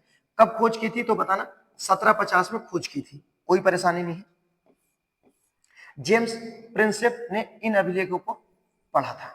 तो खोज करने वाला अलग है और पढ़ने वाला व्यक्ति अलग है, दोनों व्यक्ति आते हैं। पूछा जाए खोज किसने की, टिफन पेंथलर ने, पढ़ा किसने था, जेम्स प्रिंसेप। कब पढ़ा था, 1837 सन आया है एग्जाम में, याद रखना। अब नेक्स्ट अशोक के अभिलेखों की जो भाषा, जो लिपि दी गई है कितनी थी तो बताना, 4 थी। पहला जो आपको याद रखना है, देखो भारत में अशोक के जो हमें अभिलेख मिले उनकी भाषा क्या मिली हमें, जो लिपि मिली है ब्राह्मी, क्लियर है। पाकिस्तान से जो हमें अभिलेख मिले उनकी जो हमें लिपि मिली है क्या मिली है, खरोष्ठी। अब मेन चीज जो आपको याद रखना है कि हमें पाकिस्तान से कौन कौन से अभिलेख मिले हैं, तो आपको याद रखना है, पहला है आपका साबाजगढ़ी। साबाजगढ़ी अभिलेख कहां है बताना, पाकिस्तान में। उसके बाद आता है दूसरा मनसेरा, साबाजगढ़ी मनसेरा। एक और आता है उसके साथ, याद रखना आपको, लघमान। लघमान आप याद कर लो, तीनों बहुत इंपॉर्टेंट है, इसके बाहर कुछ नहीं होगा, समाप्त हो जाएगी दुनिया पूरे मौर्य साम्राज्य की। देखो साबाजगढ़ी, मनसेरा और लघमान तीनों कहां से प्राप्त हुए, पाकिस्तान से। पूछी जाए लिपि क्या है तो बताना, खरोष्ठी। पाकिस्तान से जो हमें अभिलेख मिले उनकी लिपि क्या है, खरोष्ठी। भारत में जो है सब ब्राह्मी होंगे। अब बात कर लेते हैं अफगानिस्तान से, जो अफगानिस्तान से मिले उसकी भाषा क्या है तो बताना, अफगानिस्तान से सर एक ही मिला है जिसका क्या नाम है बताना, सार ए कुन्हा। सारे कुन्हा अभिलेख कहां से मिला है बताना, अफगानिस्तान से। और पूछा जाए सारे कुन्हा की इसकी लिपि क्या थी तो बताना, अरमाइक प्लस ग्रीक। अरमाइक और ग्रीक इसकी लिपि थी, और ये अशोक का एकमात्र ऐसा अभिलेख है जो 2 भाषा में है। आप इस पे स्टार लगा देना, इसे बोला जाता है सारे कुन्हा को द्विभाषीय अभिलेख। कितना भाषीय, द्विभाषीय। कौन कौन सा, अरमाइक और ग्रीक। जबकि पाकिस्तान वाले कहां से हैं, सब साबाजगढ़ी मनसेरा लघमान, साबाजगढ़ी मनसेरा लघमान, साबाजगढ़ी मनसेरा लघमान, पाकिस्तान खरोष्ठी, ठीक है। अफगानिस्तान वाला सारे कुन्हा, अरमाइक और ग्रीक, ठीक। और भारत वाले सब कहां से, ब्राह्मी। उम्मीद करता हूं 4 जो लिपियां हैं आपकी समझ में आ गई होंगी, जब भारत में पढ़ेंगे तो ब्राह्मी आएंगे, ठीक है। खोज किसके द्वारा की गई है तो बताना, टिफन पेंथलर। और पढ़ा किसके द्वारा गया, जेम्स प्रिंसेप द्वारा। उसके बाद देखते हैं नेक्स्ट अगला पॉइंट जो हमारा दिया गया है। आ गए अशोक के दीर्घ बृहत शिलालेख, कितने हैं 14 है। जानकारी मिलती है, पढ़ते हैं, कोई टेंशन वाली बात नहीं है। देखो क्या दिया गया है, पहले शिलालेख में बोला गया है, पहले ही शिलालेख में पशु बलि की निंदा कर दी, अहिंसा की बात की गई है और बोला गया है समस्त प्रजा हमारे पुत्र हैं, अर्थात जितनी भी मेरे क्षेत्र में प्रजा आती है वो सब मेरी संतान है, इसकी रक्षा करना मेरा कर्तव्य है, मेरा धर्म है। सही है। अगर मैं खाना भी खा रहा हूं और मैं सो भी रहा हूं और मेरे किसी भी व्यक्ति को कोई परेशानी है तो मैं उसके लिए तत्पर खड़ा हूं, बोला गया है। ये अभिलेखों के माध्यम से बताया गया है। पहला अभिलेख स्टार लगा लो, एग्जाम में पूछा जाता है, बहुत इंपॉर्टेंट है। दूसरे में क्या बोला गया है, पशु एवं मानव चिकित्सा, समाज के कल्याण की बात की गई है। और दक्षिण राज्य जिसे हम बोलते हैं चोल, चेर और पांड्य, जिसे संगम वंश बोलते हैं, उनकी जानकारी हमें यहां से मिलती है दूसरे शिलालेख। तीसरे में क्या बोला गया है, अपने अधिकारियों के बारे में बोला गया है, जैसे रज्जुक, युक्तक और प्रदेशक। सही है, ये बोला गया। और क्या बोला गया, देखो कि माता पिता की सेवा करो, माता पिता की सेवा करो, पर निन्यानवे भाइयों को मार दो। उसके बाद ब्राह्मणों के प्रति उदारता दिखाई, और यहाँ पर देखो ठीक है, धर्म अपना लिया बोध, लेकिन ब्राह्मण में आस्था रखी और उपाधि भी ग्रहण की, देवान कर रहेगी, दे दिया गया है तीसरे शिलालेख में। चौथे में देखो नीति बदल गई, क्रूरता की नीति त्याग दी, क्रूरता अर्थात बैरी घोष की नीति त्याग कर कौन सी नीति अपना ली, धर्म की नीति पर बल दिया। पांचवा, धर्म महामात्रों की नियुक्ति, अर्थात धर्म के प्रचार के लिए अच्छे अच्छे व्यक्तियों को चुनना। छठा, आत्मनियंत्रण की बात की गई है, ठीक है। और क्या बोला गया है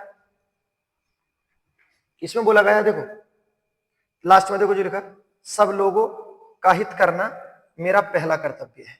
लास्ट से पढ़ो छठे में, जितने भी लोग मेरे साम्राज्य में आते सबका हित करना मेरा कर्तव्य है।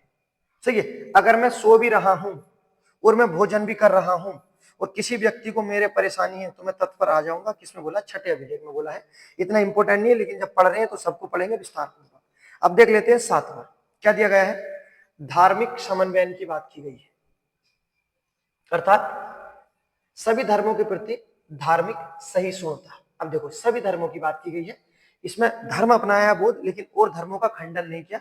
जैसा आप मुगल साम्राज्य में पढ़ते हो, ठीक है, कि धर्म परिवर्तन की नीति अपनाते हैं और धर्म त्यगवाते भी हैं जबरदस्ती। इसमें जबरदस्ती का कोई प्रावधान नहीं किया गया है, सभी धर्मों का देखो आदर की बात की गई है। उसके बाद देखते हैं नेक्स्ट आठवां, क्या दिया गया है, धर्म यात्रियों का उल्लेख, जैसा अपने बेटे बेटी को श्रीलंका भेजा, अन्य को भेजा, सब वो है। उसके बाद नौवे में क्या दिया गया है, सच्ची भेंट, सच्चे शिष्टाचार का उल्लेख मिलता है। नेक्स्ट क्या दिया गया है, अशोक ने आदेश दिया कि राजा और मेरे साथ के सभी उच्च अधिकारी क्या करें, जनता के हित की सोचे। 11वां महत्वपूर्ण, दम की व्याख्या दे दी गई और ये एग्जाम में पूछा जाता है। 11वां, ठीक है, बोला गया बड़ों का आदर करो, लेकिन इसने तो अपने भाई मार दिए थे। पशु हत्या पर रोक, मित्रों के प्रति, दोस्त के प्रति उदारता। 12वां, फिर किसकी बात की गई है, सभी संप्रदायों के प्रति सहिष्णुता का निवेदन किया गया। नेक्स्ट 13वां सबसे इंपोर्टेंट, ठीक है, 11वां इंपोर्टेंट है, 13वां इंपोर्टेंट है, सबसे बड़ा बोला गया है। और किसकी जानकारी मिलती है, कलिंग आक्रमण की जानकारी हमें मिलती है। कुछ क्षेत्र दे दिए गए हैं, ठीक है, कोई पूछा नहीं जाता है, कोई इंपोर्टेंट नहीं है, लेकिन फिर भी लिख दिए, आप देख सकते हो यदि आपका पेपर कोई बड़ा है। 5 यूनानी राजाओं का उल्लेख भी है, कौन से, 13वें शिलालेख में दिया गया है। कौन सा है, सीरिया नरेस एंटियोकस, उसके बाद मिस्र फिलाडेल्फियस टोलमी, उसके बाद एंटीगोनस मकदूनिया का और सीरिया का मगस, और लास्ट अलेक्जेंडर एपियंस का। उसके बाद नेक्स्ट जो दिया गया है 14वां, इसमें किसकी बात की गई है, सद्भावना की बात की गई है। तो ये अशोक के सब शिलालेख थे, ठीक है, याद रखना। अब देख लेते हैं जो हमारे छोटे दिए गए हैं लघु शिलालेख, बहुत महत्वपूर्ण है, सिर्फ इतना याद रखना कौन सा कहां पर है। जैसे रूपनाथ, कौन सा, रूपनाथ कहां पर है, मध्य प्रदेश में। उसके बाद गुजरा, मध्य प्रदेश में। ये क्या लिखा है, सैसाराम या सासाराम, बिहार में। भाब्रू और विराट, राजस्थान में। मास्की, कर्नाटक में। उसके बाद ये देखो इंपोर्टेंट है, ब्रह्मगिरी, कर्नाटक में। उसके बाद सिद्धपुर, ये ब्रह्मगिरी या बोल सकते हैं कर्नाटक में, ठीक है, कर्नाटक याद रखना। उसके बाद नेक्स्ट जंतिंग रामेश्वर, ये भी कहां पर आपका कर्नाटक में है।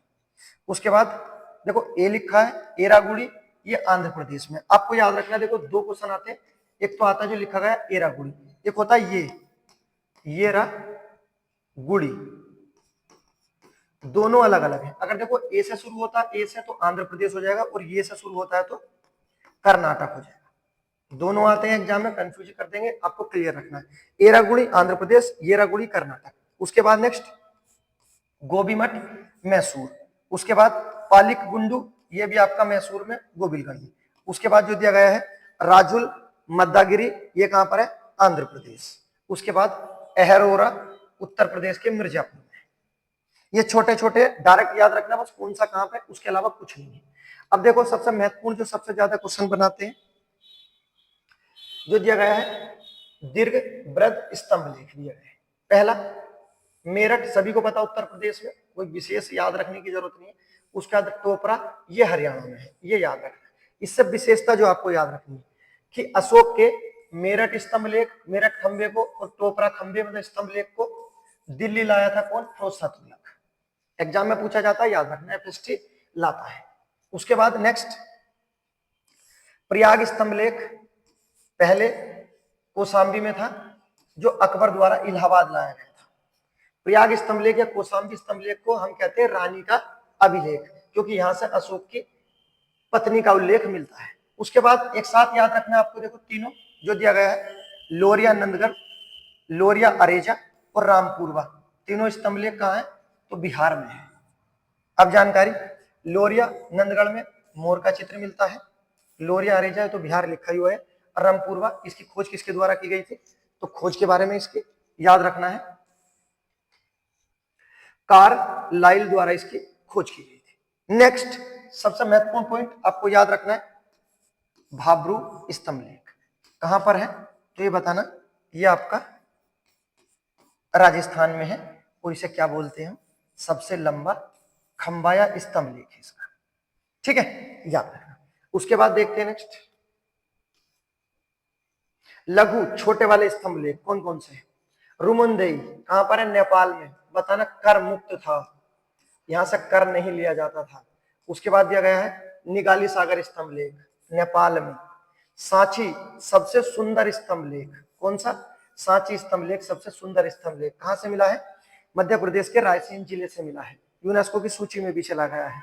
सारनाथ स्तंभ लेख बनारस, ठीक है, याद रखना, अशोक स्तंभ यहीं से लिया गया है। कौशाम्बी स्तंभ लेख, देखो इसके बारे में, इस रानी का भी लेख बोलते हैं, क्या दिया गया, अशोक की पत्नी करुबाकी और पुत्र तीबर का उल्लेख यहां से मिलता है, और इसे बोलते हैं रानी का अभिलेख, ठीक है। व्यक्ति का जो नाम है, इसके बेटे का नाम दिया गया तीबर। क्वेश्चन ये पूछा जाता है कि किस अशोक के बेटे का उल्लेख अभिलेखों में मिलता है, तो बताना तीबर का उल्लेख मिलता है। और रानी का अभिलेख किसे कहते हैं, कौशाम्बी स्तंभ लेख को कहते हैं। अगला देखते हैं नेक्स्ट, देखो जो दिया गया है, पहले बात कर लेते हैं सबसे बड़ा शिलालेख कौन सा था, तेहरवा। सबसे छोटा स्तंभ खंबा कौन सा, रुमनदेई नेपाल में जो कर मुक्त था। उसके बाद सबसे बड़ा स्तंभ लेख जो माना गया भाब्रू, जो कहां पर था, आपका राजस्थान, ठीक है। ये प्रशासन खत्म हुआ, जो दिया गया था अशोक के बारे में। अब देखो जो दिया गया है अशोक का स्तंभ सारनाथ, जिससे सबसे ज्यादा क्वेश्चन बनते हैं। सारनाथ कहां पर है, उत्तर प्रदेश के बनारस में है, लाल बलुआ पत्थर से बना है, ठीक है, लाल रंग का है, जो आपको दिखाया गया है, आप यहाँ पर ये देख सकते हो, जो दिखाया गया है बना दिया चित्र के रूप में, आप देख सकते हो। अब देखो सारनाथ स्तंभ लेख बनारस में है।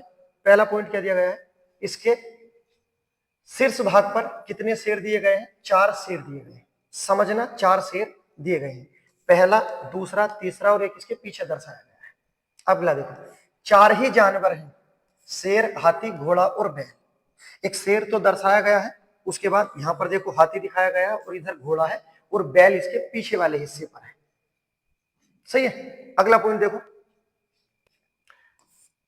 1950 26 जनवरी 1950 में हमने अपना राष्ट्रीय प्रतीक के रूप में सारनाथ को अपनाया था, ठीक है, जो अशोक स्तंभ लिया है इसे अपनाया है, सारनाथ से लिया गया है। कब अपनाया, तो 26 जनवरी 1950 को अपनाया, जिस दिन हमारा संविधान लागू हुआ था। नेक्स्ट अब देखो इसके मध्य भाग में क्या है, 24 तिल्लियां हैं जो दी गई है, 24 तिल्लियां दी गई है, ठीक है। इससे पहले चरखा हुआ करता था, जो हमारे तिरंगे में चरखा हुआ करता था, ठीक है। चरखा जब दूसरी साइड से देखते थे तो वो हमारा तिरंगा उल्टा दिखाई देता था। तो फिर डॉक्टर भीमराव अम्बेडकर ने या डॉक्टर भीमराव अम्बेडकर के प्रस्थान पर ये हमने चक्र को ग्रहण किया है। और इसमें कितनी तिल्लियां हैं तो याद रखना, इसमें 24 तिल्लियां हैं, जो किसका प्रतीक है? निरंतरता का प्रतीक है, अर्थात भारत निरंतरता अपने तत्पर है, ये इसका प्रतीक है। नेक्स्ट, धर्म चक्र परिवर्तन प्रतीक माना गया है। ठीक है, उसके बाद देखते हैं नेक्स्ट अगला पॉइंट जो दिया गया है, सारनाथ से क्वेश्चन बनते हैं, आपको याद रखना है।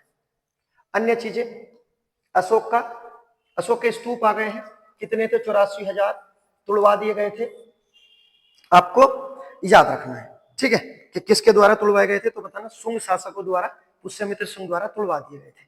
अब देखो स्तूप का अर्थ दिया गया है, बौद्ध धर्म में क्या होता है, परिभाषा है, बुद्ध या बौद्ध संतों की स्मृति में बनाए जाते हैं स्तूप। और ये क्या होते हैं? उनके शरीर के अवशेष रख दिए जाते हैं, जैसे अस्थि हो गई, दांत हो गई, या कोई प्रयुक्त उनकी वस्तु हो गई, उन पे बना देते हैं स्तूप। ठीक है, तो बौद्ध या बौद्ध के संतों की स्मृति में बनाए जाते हैं स्तूप, आपको याद रखना है। अब पूछा जाता है स्तूपों का सबसे पहला उल्लेख कहाँ मिलता, तो बताना ऋग्वेद में, जिसका अर्थ क्या है? ढेर होता है, अर्थात एक चीज को जो ढेरा बना देते, खड़ा कर देते, वो माना गया है।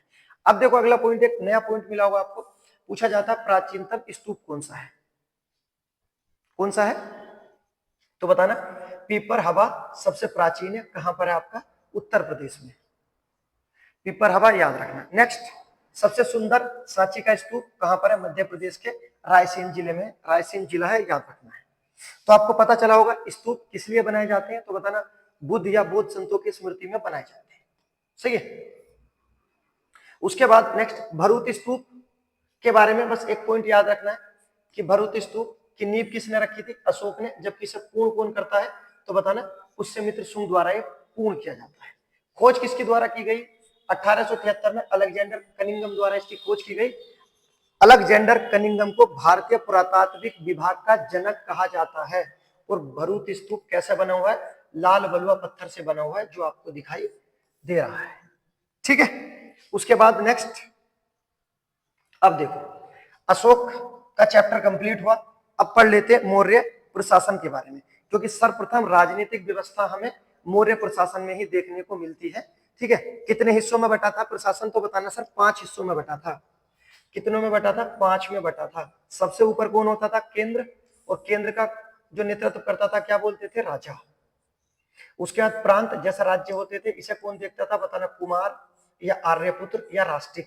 और ये पता कौन आता था प्रांत वाले पद पे? राजा का जो बेटा होता था उसे प्रांत दे दिए जाते थे। जैसे बिंदुसार के समय अशोक अलग का था और अशोक का भाई अलग का था। ठीक है, तो प्रांत बांट दिए जाते थे, क्योंकि आगे चल के राजा बनते थे।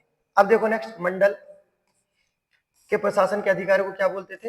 प्रादेशक या प्रदेष्ठा।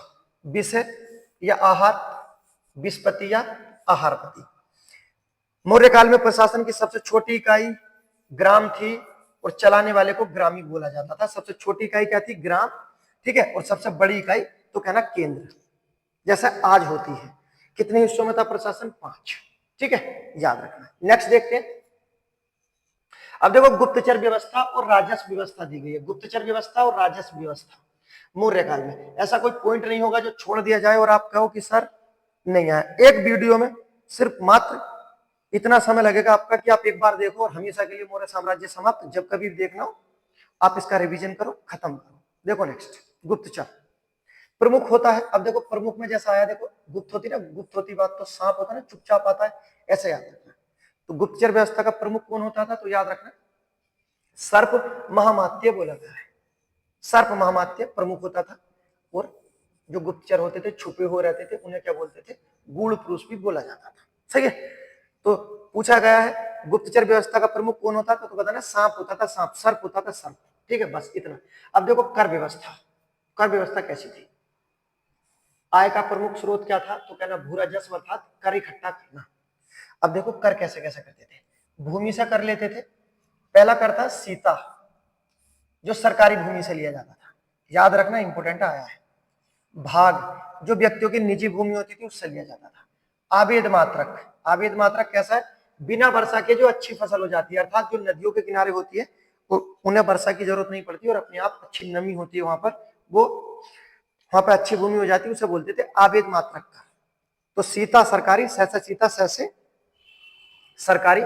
ठीक है, भाग अपना, मेरा भाग अपना निजी भाग, और आवेद मात्रक बिना वर्षा के अच्छी भूमि। अगला देखो नेक्स्ट, भूमि कर जो लेते थे। अब देखो दो हिस्सों में बांटा गया है, उत्पादन का छठा हिस्सा जो बताया है कौटिल्य ने, और उसके बाद उत्पादन का एक चौथाई जो बताया गया मेगास्थनीज की इंडिका में। दोनों को याद रखना है। ठीक है, बिक्री कर के रूप में, बिक्री कर के रूप में मूल्य का 10वां भाग लिया जाता था, याद रखना है। उसके बाद अन्य कर जो थे बहुत महत्वपूर्ण, जैसे रज्जु, नाम सुना होगा आपने, भूमि माप के लिए लिया जाता था। बलि, धार्मिक कर लिया जाता था, लेकिन ऐसा नहीं था धार्मिक कर आप देने में असमर्थ हो तो आप दो, आप मत दो, कोई परेशानी वाली बात नहीं। उससे अगला क्या था नेक्स्ट, विविध चारागाह पर लिया जाने वाला कर। ये कर थे, लेकिन यदि आपके क्षेत्र में अकाल पड़ा है तो आपको उस समय के लिए राहत दे दी जाएगी, आप कर नहीं दो, मत दो आप कर, कोई परेशानी नहीं, क्योंकि आपके यहाँ अकाल पड़ा है। जबकि जब मुगल काल पढ़ोगे, दिल्ली सल्तनत पढ़ोगे और अंग्रेज पढ़ोगे, उस समय ऐसी व्यवस्था नहीं थी। अगर अकाल पड़ा है जैसा अंग्रेजों में या मुगलों के समय या दिल्ली सल्तनत में, ठीक है, एक एक अकाल जब पड़े हैं तो 1-1 लाख, 4-4 लाख, 5-5 लाख आदमी मरे हैं, लेकिन कर लेते थे, वो कर नहीं छोड़ते थे। जबकि मौर्य साम्राज्य में ऐसा नहीं था, अगर अकाल पड़ा है तो आपको राहत दे दी जाएगी। तो कर व्यवस्था कैसी थी, अच्छी थी। लेकिन एक चीज बोला गया है कि कर व्यवस्था में चीज याद रहे कि आपको कर चुराना नहीं, अगर आपने कर चुराया और आपका पता चला तो मृत्युदंड की सजा दे दी जाएगी। अब देखते हैं न्याय व्यवस्था। न्याय व्यवस्था में देखो, न्याय कौन करेगा, हर जगह सर्वोच्च अधिकारी कौन होता है, राजा ही होता है। जनपद में कौन करता है न्याय, बताना, रज्जु। और ग्राम का सबसे बड़ा अधिकारी ग्राम था, ये करता था। उसके बाद कठोर न्याय एवं दंड व्यवस्था थी। अगर आपने कोई रूल तोड़ा है और अशोक के समय हो आप, तो बस अशोक के बारे में आप जानते हो, कलिंग आक्रमण देख लो और उसके भाइयों के बारे में देख लो। सामाजिक व्यवस्था बहुत इंपॉर्टेंट है, देखो देखते हैं। सामाजिक व्यवस्था, वर्ण व्यवस्था अर्थात हिस्सों में बटे हुए थे। जैसे देखो, कौटिल्य ने शूद्रों के लिए आर्य शब्द का प्रयोग किया है, सही है, याद रखना है कौटिल्य। और ये कहां मिलता है हमें आर्य शब्द, बताना हमें, अर्थशास्त्र में आर्य शब्द का उल्लेख मिलता है। नेक्स्ट देखते हैं, कौटिल्य ने राजा को धर्म प्रवर्तक अर्थात सामाजिक व्यवस्था का संचालक बताया है। ठीक है, अच्छी बात है। मेगास्थनीज ने क्या बोला है, मेगास्थनीज ने कहा कि भारतीय समाज 7 हिस्सों में बटा हुआ था और ये लिखने पढ़ने की कला नहीं जानते थे। ये मेगास्थनीज नामक व्यक्ति कहता है। कितने वर्ग थे 7, याद रखना। पहला दार्शनिक होते थे, किसान होते थे, अहीर होते थे, कारीगर होते थे, सैनिक होते थे, निरीक्षक होते थे और सभासद होते थे। मेगास्थनीज के अनुसार भारतीय समाज 7 भागों में बटा हुआ था। 7 भाग आपके सामने। नेक्स्ट, अब देखो, स्त्रियों की दशा अच्छी थी, आपको याद रखना। स्त्री पुनर्विवाह कर सकती है, ठीक है, विधवा है कोई, वो भी विवाह कर सकती है। उसके बाद नियोग प्रथा के अधिकार भी दे दिए गए थे। जैसे यदि कोई महिला का पति परेशान करता है, उसे छोड़ना चाहे तो वो छोड़ सकती है, कोई जबरदस्ती नहीं थी। अगला देखो नेक्स्ट, वैश्यावृत्ति थी तो बताना, हाँ थी। क्या बोला गया है, गणिका बोला जाता था वैश्य महिला को, सही है। अगला देखो नेक्स्ट, जो स्वतंत्र रूप से वैश्यावृत्ति अपनाती थी, स्वतंत्र मतलब प्रत्यक्ष रूप से वैश्यावृत्ति अपनाती थी, और उस महिला को क्या बोला जाता था, रूप जीवा बोला जाता, अर्थात अपना रूप दिखाकर जो अपना पेशा चलाती थी उसे क्या बोला गया है, रूप जीवा। ठीक है, तो याद रखना, देखो वैश्य के लिए 2 शब्द है, पहला तो बताना गणिका और दूसरा स्वतंत्र रूप से अपनाने वाली को रूप जीवा, दोनों याद रखें। शिक्षा का केंद्र क्या रहा, तक्षशिला। विश्व की पहली यूनिवर्सिटी तक्षशिला, सिंधु और झेलम नदी के संगम पर है तक्षशिला। वर्तमान में पाकिस्तान के रावलपिंडी में आती है तक्षशिला, विश्व की पहली यूनिवर्सिटी, ठीक है, तक्षशिला। किसके द्वारा बनाई गई थी, ये आपको गिव अवे मिलता है अगर आपने ये बता दिया। ठीक है, आपकी अच्छी व्यवस्था है, आप बता सकते हो, कोई परेशानी नहीं है। लेकिन मैं उम्मीद करता हूं आप ये बताना, ढूंढ के लाना। जैसे हम पढ़ सकते हैं कि नालंदा तो हमें पता कुमार गुप्त ने बनवाई थी, लेकिन आपको बताना तक्षशिला किसके द्वारा बनाई गई थी। नेक्स्ट, मुद्रा की व्यवस्था थी। मौर्य काल में मुद्रा की व्यवस्था देख लेते हैं। देखो, मुद्रा तो चलती थी, प्रचलन था मौर्य, कोई परेशानी नहीं। अब देखो, मुद्रा व्यवस्था या राजकीय टकसाल का नियंत्रण होता था। अब देखो, टकसाल पर नियंत्रण करने वाला अधिकारी कौन था, ठीक है, लक्षणाध्यक्ष व्यक्ति का नाम लेता था। और मौर्य काल में जो आपकी राजकीय मुद्रा थी, जिसपे व्यापार किया जाता था। ये जो हमारी मेन मुद्रा होती थी वो क्या थी, पण थी। मुद्रा के और भी नाम थे, लेकिन जो राज्य की मुद्रा थी वो पण थी। नेक्स्ट, मुद्रा निर्माण और संचालक पर किसका अधिकार होता था, तो बताना राज्य का एक अधिकार होता था। अगला देखो, नेक्स्ट जो पॉइंट दिए गए ये इंपॉर्टेंट है, याद रखना। विभिन्न सिक्के हुआ करते थे, मौर्य काल के सिक्के हैं, ठीक है, जबकि हमारी मुद्रा का आधार पण था, लेकिन अन्य भी जैसे सुवर्ण, कार्षपण, मासक, काकड़ी, अर्ध काकड़ी, ये सब मौर्य काल की मुद्राएं हैं। अब देखो नेक्स्ट, जो सोने की मुद्रा थी पहली कौन कौन सी है देख लेते हैं, निषक और सुवर्ण, यह मौर्य काल में सोने की मुद्रा है। चांदी के सिक्के पण, कार्षपण, धरण और शतमान, चांदी के सिक्के। उसके बाद तांबे के सिक्के मासक और काकड़ी थे, आप याद कर सकते हो, जबकि पण कई बार हमारे एग्जाम में पूछा गया है, ठीक है। सोने का सिक्का भी हमारे ही एग्जाम में पूछा गया है, निषक, ठीक है, याद रखना। और पण कौन सा था, तो बताना पण चांदी का हुआ करता था। नेक्स्ट, अशोक वह आजीवक संप्रदाय के रहने के लिए जो कार्य किए थे। देखो अशोक ने आजीवक संप्रदाय वह अन्य सभी संप्रदाय मतलब सभी धर्मों से संबंधित के लिए कैसी नीति अपनाई थी, धार्मिक सहिष्णुता की नीति अपनाई थी। और इसने सबके रहने के लिए बरार की पहाड़ी जो कहां पर है, बिहार में, आजीवक संप्रदाय के रहने के लिए 4 गुफाएं बनाई थी जो पूछी जाती है, जो देखो देवी गई है, मैप में दिखाई गई है, आप इसमें देख सकते हो। 4 गुफा कौन सी है, कर्ज या कर्जा, चौपार, सुदामा और विश्व झोपड़ी, किसके द्वारा बनाई गई, बताना अशोक के द्वारा, ठीक है। नेक्स्ट अगला पॉइंट जो दिया गया है, देखो अशोक के धर्म का स्वरूप क्या था, अशोक के धर्म का स्वरूप क्या था। देखो अशोक का क्या मानना था, अशोक का धर्म उनकी अपनी मौलिक देन थी, खुद का मानना था, कोई परेशानी नहीं। अशोक के धर्म का स्वरूप क्या था, अंधविश्वास को ना मानना, ईश्वर की पूजा ना करना, उसके बाद कर्मकांड जैसी कुरीतियों से ऊपर उठकर मानवतावादी विचारधारा को बढ़ावा देना, सही है, ये अशोक का मेन उद्देश्य था। उसके बाद और नेक्स्ट देखते हैं और लास्ट, अशोक का उत्तराधिकारी पूछा जाता है, तो बताना अशोक का उत्तराधिकारी कौन था, कुणाल। इसका बेटा होता है, ये अयोग्य बेटा होता है, बिल्कुल किसी काम का नहीं था, ठीक है, कुणाल। और इसका एक भाई होता है, भाई का नाम याद रखना, दशरथ।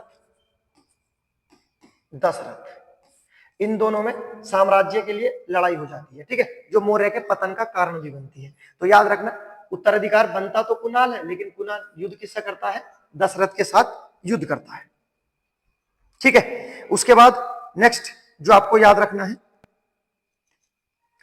कुणाल के बाद संप्रीति, उसके बाद शालीसुख, उसके बाद देव बर्मन और लास्ट बृहदत्त, मौर्य वंश का अंतिम शासक। इसे इसका सेनापति जिसका नाम क्या है, पुष्यमित्र शुंग, समाप्त कर देता है। कब, 185 ईसा पूर्व इसकी हत्या कर देता है और मगध पर नया वंश बनाता है, कौन सा, शुंग वंश। तो मौर्य का समापन कौन करेगा, शुंग वंश। अब नेक्स्ट जो पॉइंट आपको याद रखने का कि क्या कारण था मौर्यों का, कितने वर्षों तक शासन किया, 137 वर्षों तक किया, जबकि अशोक के बाद एकदम से नीचे गिरते चले गए। क्या कारण था जो पतन हुआ, पहला देखो क्या दिया गया है, राज्य की सैन्य शक्ति का बंटवारा कर दिया और कुछ शक्ति सेनापति को दे दी, हस्तांतरित कर दी, जो कारण बना माना जाता है। दूसरा, अशोक के बाद सभी जो उत्तराधिकारी अयोग्य है, अयोग्य तो चल जाते, फर्जी थे, बिल्कुल निठल्ले बेकार। उसके बाद देखो अत्यधिक केंद्रीकृत, ये सारी शक्ति केंद्र में थी, अगर साम्राज्य बहुत बड़ा भी है तो केंद्र में ही आना पड़ता था। यह भी माना गया है, किस व्यक्ति द्वारा माना गया है, तो एक हमारे इतिहासकार हैं रोमिला थापर द्वारा माना गया है। नेक्स्ट अगला पॉइंट, ब्राह्मणों की प्रतिक्रिया जो क्रूर रही, ठीक है, जो अपना वंश आएगा शुंग वंशी ब्राह्मण वंशी बनेगा पहला, तो ब्राह्मणों की प्रतिक्रिया किसके द्वारा बोला गया है, एच.सी. राय चौधरी द्वारा बोला गया है, ये कारण बना पतन का। उसके बाद देखो नेक्स्ट, अशोक जब मर जाता है तो इसके जो उत्तराधिकारी होते हैं वो करों पर क्रूरता अपनाते हैं, मतलब कि अगर कर लेना है तो लेना ही है, अगर बाढ़ आई है किसी क्षेत्र में तो भी कर लेना है, क्योंकि वो तो बेकार हो गए थे राजा, वो खुद तो कुछ कर नहीं पाते थे, वो कर ज्यादा थोप देते थे। देखो क्या दिया गया, कर की अधिकता वह आर्थिक समस्याएं। अगला देखो, दोनों भाइयों में अशोक के बाद जो होते हैं कुणाल और उसके बाद दशरथ के बीच राज्य में विभाजन हो जाता है और लड़ाई हो जाती है। ये इनके पतन के कारण है। इससे अलग की चीज जो आपको याद रखनी है कि पूछा जाता अशोक ने धम्म की नीति कहां से अपनाई थी, तो बताना राहुलोवाद सूत्र से अपनाई थी। ठीक है, कि अशोक ने धम्म की नीति कहां से ली है, तो बताना राहुलोवाद से। उसके बाद नेक्स्ट जो आपको बताना है कि एक तो आपको याद रखना है श्रीनगर और उसके बाद देवपतन। ये दो नगर किसके द्वारा बसाए गए थे, अशोक द्वारा ही बसाए गए थे। ठीक है, उसके बाद नेक्स्ट जो आपको याद रखना है, देखो मगध वंश का अंत कर देता है कौन सा वंश, शुंग वंश। शुंग वंश, शुंग वंश के बाद कौन सा वंश आएगा आपका, याद रखना कर्ण वंश। कर्ण वंश के बाद बाकाटक वंश, बाकाटक वंश के बाद सातवाहन वंश। सातवाहन वंश ऐसा वंश बनेगा जो आपको उत्तर भारत और दक्षिण भारत की कड़ी बोला जाएगा। ठीक है, तो अब हम जो पढ़ने वाले हैं कर्ण वंश, बाकाटक वंश, शुंग वंश और सातवाहन वंश एक साथ पढ़ेंगे, एक वीडियो में पढ़ेंगे। आप प्लीज फीडबैक देना आपको कैसा लगा, एक ही वीडियो में पूरा साम्राज्य खत्म हुआ, मौर्य साम्राज्य। वीडियो पसंद आई तो लाइक करें, सब्सक्राइब करें। उसके बाद मिलते हैं एक और जोरदार वीडियो के साथ, तब तक के लिए गुड बाय।